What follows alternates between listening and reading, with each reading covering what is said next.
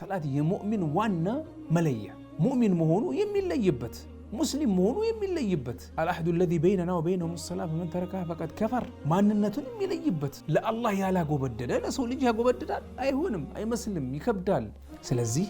እንደዛ አይነት ሰው ከሆነስ እንቀበለው አው ብትቀበለው ይሻላል አው ብንድረው ይሻላል ኢንሻአላህ ታስተካክለዋለች እሷ ዘንድ ሲመጣ ኢንሻአላህ እሷ ትመክረዋለች እሷ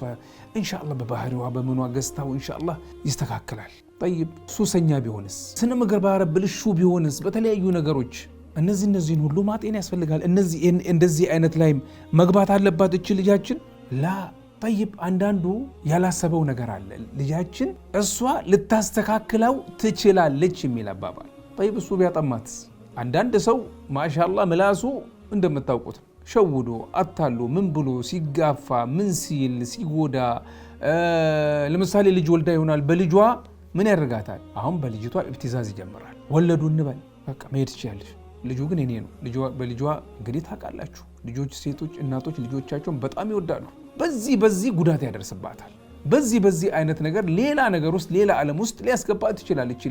እሱ ቢጎዳትስ እሷ ሂዳያ ልትሰጠው ይቅርና እሱ ቢያጠማትስ የሚለውን ለምን ረሳን